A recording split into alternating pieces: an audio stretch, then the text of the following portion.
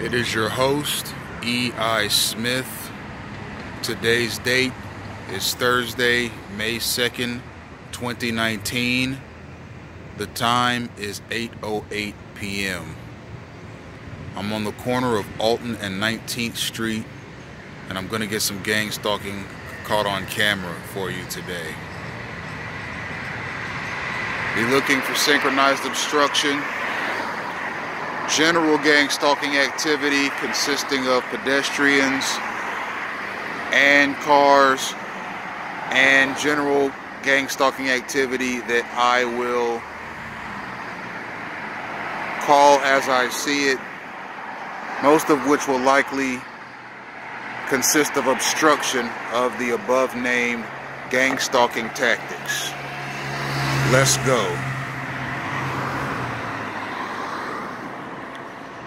In my previous video, I spoke about paranormal activity and its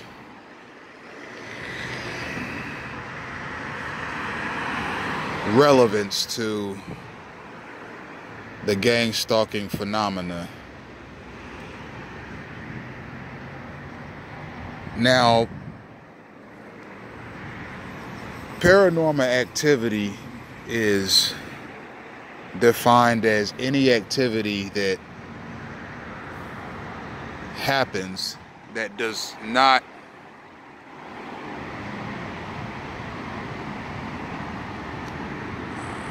mesh with scientific theory or processes. The scientific method is what is used to figure out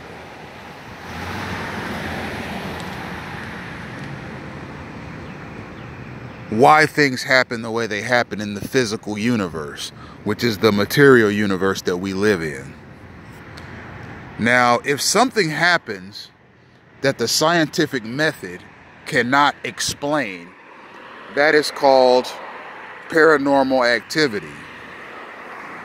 Now, there are agencies that investigate paranormal activity. Something like that would be considered controversial because taxpayers likely wouldn't want their tax dollars being given to and used for the investigation and study of paranormal activity.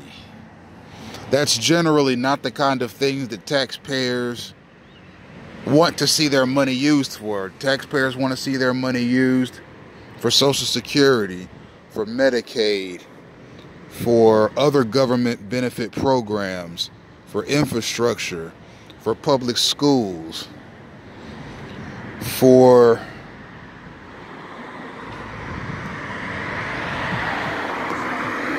public servants that are accessed via the 911 mechanism.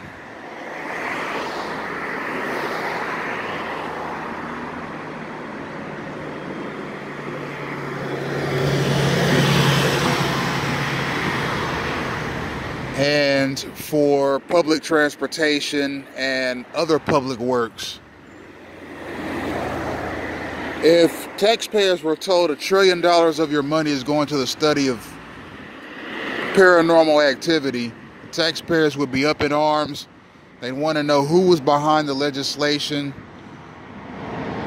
and they would work to have those people removed from office either by impeachment or just not voting for them in the next election. So the investigations of paranormal activity is kept quiet for the most part.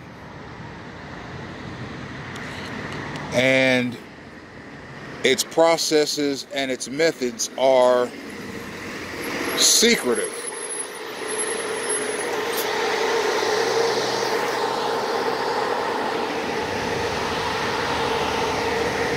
There are people in the United States being investigated for paranormal activity right now as we speak.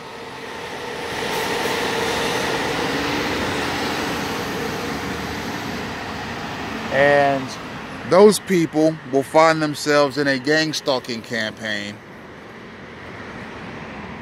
as a part of the investigation into their potential paranormal activities. There are people walking the earth right now that are suspected of being extraterrestrial beings. There are people walking the earth right now that are suspected of having extraterrestrial life forms living inside of them. There are people walking the earth right now that are suspected of having been abducted by UFOs. There are people walking the earth right now that are suspected of having some sort of a supernatural link to divine celestial beings. These people will find themselves in a gang-stalking campaign, whether or not they like it. Now, one thing about gang-stalking is this. People who are gang-stalked are generally not well known. They're not particularly famous. They're what you would call everyday United States citizens that have just exhibited qualities that some military or federal law enforcement body found to be strange, unique, different, not ordinary, and potentially threatening to national security. Now, I'm of the mindset that the vast majority of gang stalkers don't realize that they're involved in gang stalking activity. They're acting on some cue or mechanism that are given to them by superior gang stalkers. I do believe, however, that the people who participate in gang stalking suspect that their actions are annoying and disadvantageous to other people. They just don't care. Being able to participate in gang stalking campaigns makes them feel special. It makes them feel like they're a part of something. And if their activity results in another person who's completely unrelated to them being stalked or otherwise disadvantaged, it's nothing to them.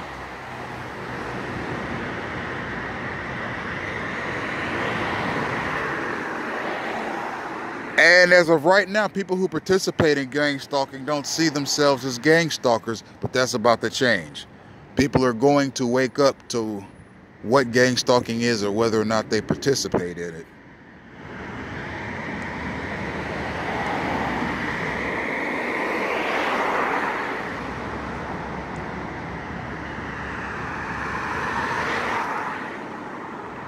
I have 7 minutes of recording time left.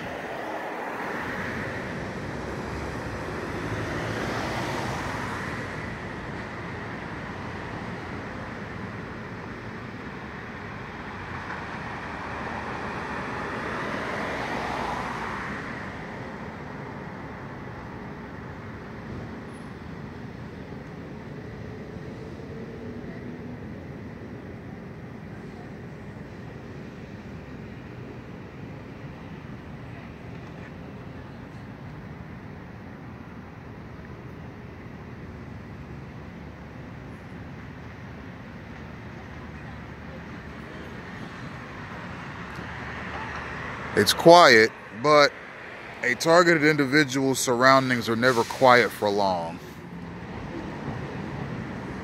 Eventually, you're going to see people in some form or fashion come around you in a synchronized manner.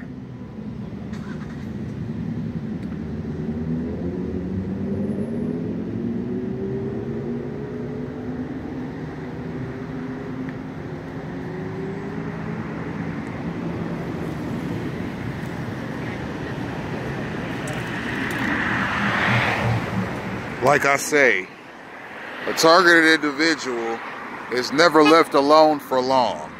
Eventually, somebody moves to crowded space. And it's synchronized.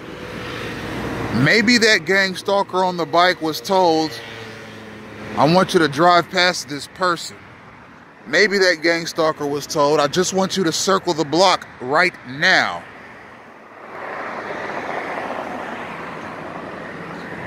Now, if that gang stalker was told just to circle the block and not exactly obstruct the path of somebody, that's still gang stalking. It's gang stalking by proxy. If I know that you pull out of your driveway to go to work every morning at 8 o'clock on the dot, and I scope you out for a couple of months to see what the variations in time are that you pull out of your driveway every morning. Maybe sometimes you pull out of your driveway at 8:03. Maybe sometimes you pull out of your driveway at 7:57. Maybe sometimes you pull out of your driveway at 8:01. At the end of the day, you are going to pull out of your driveway around 8 a.m. every morning, Monday through Friday, for work. Now, if I'm a gang stalker and I'm putting together a file on you so I can have you gang stalked, that's one of the things that I document, is what time you leave every morning for work. So let's say once you've been successfully signed into a full-blown gang stalking campaign, now I get to make moves on you. So the first move I'm going to make on you is I'm going to obstruct your path and make you uncomfortable as you leave for work. So what I'd do is I'd have a gang stalker obstruct your path by driving past your vehicle before you leave your driveway, so as to obstruct you, to make you slam on your brakes so that you can't get out of the driveway safely and securely. But I won't tell the person, listen, there's a person lives at 1111 Main Street. He leaves every morning at 8. I want you to be in front of his house at 8 a.m. sharp. And I want you to drive past his driveway and make no compromise on your direction. Just drive straight past his driveway, whether he's exiting or not. It's not that easy. And it's not that plain for the gang stalker. A gang stalker can be told by a superior gang stalker, listen, I want you to circle the block of 1111 Main Street around 7:58. So what'll happen is, by the time 8 a.m. rolls around, that gang stalker will be in front of your driveway as you're trying to leave. But they were not told to stalk you specifically. They were just told to circle your block at a certain time so that you would feel obstructed as you tried to leave. You see, they're not saying stalk this man individually. They're saying stalk his surroundings. So when he tries to move about, he'll run into you. You see, it's gang stalking by proxy.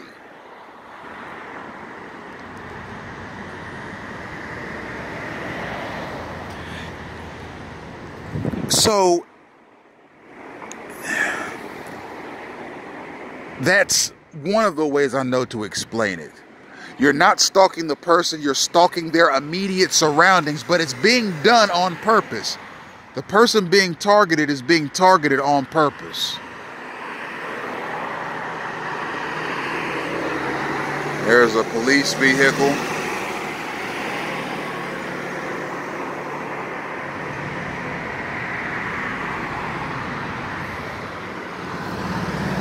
I'm glad we were able to catch one of those tonight, right as the trolley was coming.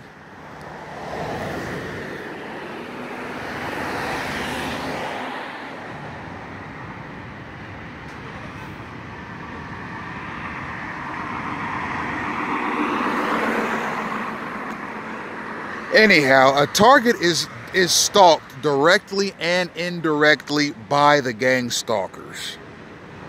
Okay?